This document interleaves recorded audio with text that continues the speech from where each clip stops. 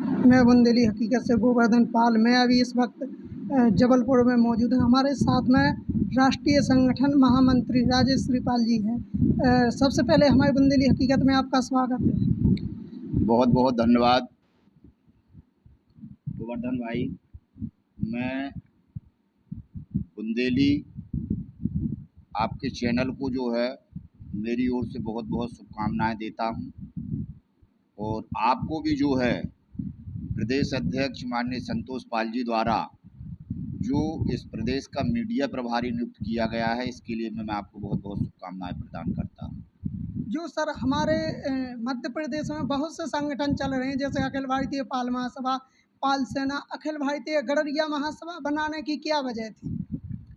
देखिए, इस पूरे देश के 28 राज्य और 8 शासकीय केंद्र प्रदेशों में और इस मध्य प्रदेश के 55 जिलों में हमारी समाज 84 गोत्र और अन्य उपजातियों से जानी जाती है, जहाँ पर हमारी समाज की जो संख्या है वो इस देश में 14 से 15 करोड़ की आबादी में रहती है, और इस मध्य प्रदेश में जो है 75 से 80 लाख की आबादी में निवास करती है। हमारी समाज के लोगों ने अन्य प्रकार के संगठन बनाकर के जो समाज के लिए काम कर रहे हैं, तो मैं उसको ऐसा नहीं कहूँगा कि वो कोई अच्छा काम नहीं कर रहे हैं। सभी ने अपनी सुविधा अनुसार संगठन बनाए और वो समाज के लिए काम कर रहे हैं। मैं भी उनको धन्यवाद देता हूँ। अखिल भारतीय गड़रिया महासभा, इसकी स्थापना कब हुई, कितने साल हो गए? देखिए, जैसे आपने पहले प्रश्न किया का इतनी जब महासभाएं चल रही थी तो आपको गड़रिया महासभा बनाने की क्या ज़रूरत थी? तो मैं तो कहता हूं कि जो व्यक्ति गांव में रहता है वो एक ग्राम समिति के माध्यम से समाज को संगठित करने का काम कर रहा है, वो भी धन्यवाद का पात्र है। कोई विधानसभा लेवल पर अपनी समिति बना करके काम कर रहा है, वो भी धन्यवाद का पात्र है। कोई जिला लेवल पर अपनी संगठन समिति बना करके काम कर रहा, वो भी बधाई का पात्र है, और संभाग लेवल पर कर रहा, वो भी धन्यवाद का पात्र है। और पूरे प्रदेश में जो है संगठन बना के काम कर रहा है, वो किसी भी संगठन का नाम हो, मैं उसको साधुवाद प्रदान करता हूँ, चूँकि वो अपनी समाज के लिए काम कर रहा है। लेकिन अखिल भारतीय गड़रिया महासभा बनाने की क्या ज़रूरत पड़ी, सवाल इस बात पर आता है।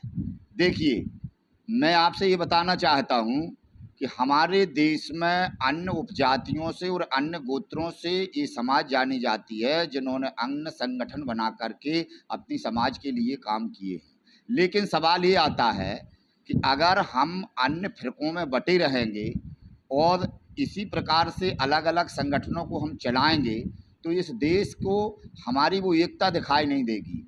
इसलिए हमने क्या किया है, अनेकों महासभाएं बनने के बाद में हमने एक बहुत बड़ा सम्मेलन किया मातुश्री नर्मदा जी के तट पर, और देश के सभी मार्क्स लीडरों को यहाँ पर आमंत्रित किया, सभी को इस कार्यक्रम में बुलाया। ये 2014 की बात मैं आपको बता रहा हूँ।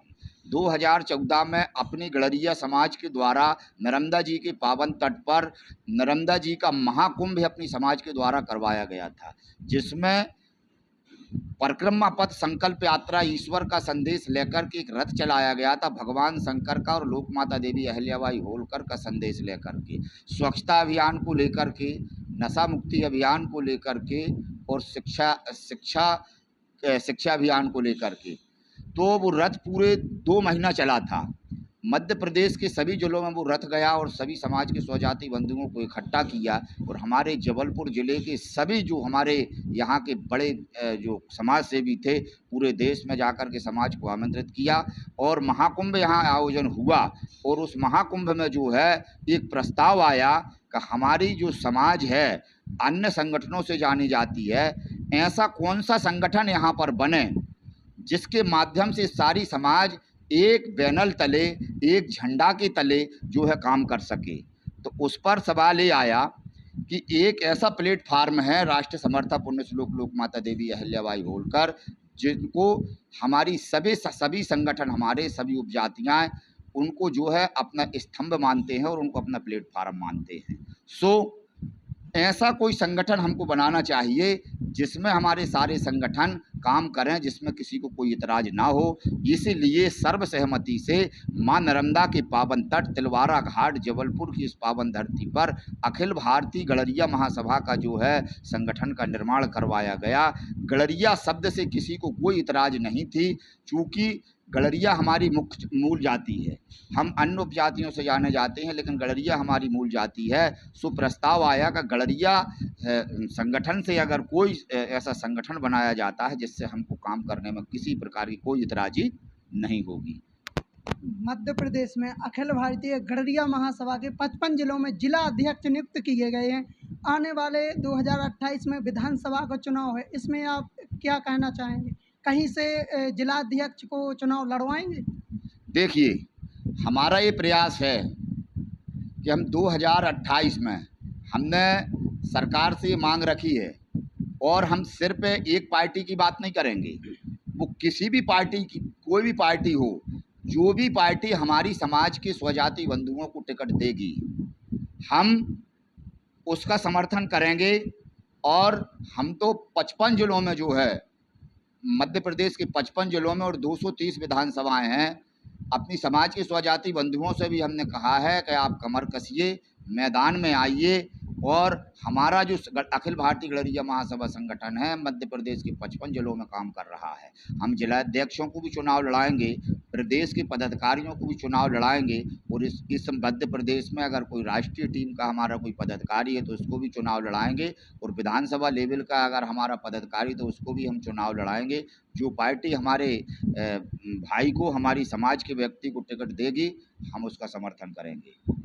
लगभग आने वाली 230 विधानसभा में से अखिल भारतीय गड़रिया महासभा के कितने विधायक होना चाहिए? देखिए, यहाँ मध्य प्रदेश में 70 से 75 लाख की आबादी में हमारी समाज निवास करती है। और हमारे जो है यहाँ पर अगर वोटर की बात करी जाए तो 45 से 50 लाख है हमारी समाज की वोटर है। इसका अगर हम परसेंटेज निकालें तो हमारा 10 से 11% निकलता है। उसके आधार पर अगर हम बात करें तो 23 सीटों पर जो है मध्य प्रदेश में हमारी दावेदारी है। और इस मध्य प्रदेश में 7 सीटें तो ऐसी हैं जिनके जो हमारे जहां पर हमारी समाज की जो है 45 से 50 हज़ार, 40 हज़ार, 45 हज़ार और 55 हज़ार तक वोटर है, जहां पर अगर हमारे व्यक्ति निर्दलीय भी अगर यहाँ से चुनाव लड़ें तो हमारी समाज का वो व्यक्ति चुनाव जीत सकता है। और हमारी जो मांग होगी सरकार से वो 22 से 23 सीटों पर होगी कि हम अपनी समाज के स्वजाति बंधुओं को 22 से 23 सीटों पर चुनाव लड़ाएं। अगर सरकार द्वारा, अगर किसी भी पार्टी द्वारा अगर 22 विधायक नहीं मिलते हैं, अगर उनको टिकट नहीं मिलती है, तो इसमें अखिल भारतीय गड़रिया महासभा क्या करेगी? हम अपने समर्थवान साथियों को जो है निर्दलीय मैदान पर उतारेंगे। और अगर सरकार ने अगर हमारी समाज के स्वजाति बंधुओं को अगर टिकट नहीं दी तो हम जो है सरकार का समर्थन नहीं करेंगे, और जो पार्टी टिकट नहीं देगी हम उसका भी समर्थन नहीं करेंगे। हम अपने व्यक्तियों को निर्दलीय चुनाव लड़ाएंगे। किस पार्टी से चुनाव लड़ना चाहिए, इसकी कुछ घोषणा हो सकती है? देखिए, मैं किसी पार्टी की बात नहीं करूंगा। मैं ये कहता हूं कि अगर भारतीय जनता पार्टी हमारे स्वजाति बंधुओं को टिकट देगी तो हम भारतीय जनता पार्टी से चुनाव लड़ेंगे। और कांग्रेस अगर हमारे स्वजाति बंधुओं को टिकट देती तो कांग्रेस से हम चुनाव लड़ाएंगे। और अन्य पार्टियां अगर हमारे साथियों को अगर टिकट देती हैं तो हम उनको उस पार्टी से चुनाव लड़ाएंगे। मैं बुंदेली हकीकत से गोवर्धन पाल, मैं अभी इस वक्त जबलपुर में हूँ। हमारे साथ में राष्ट्रीय संगठन महामंत्री राजेश श्रीपाल जी हैं। नमस्कार, मैं बुंदेली हकीकत से गोवर्धन पाल।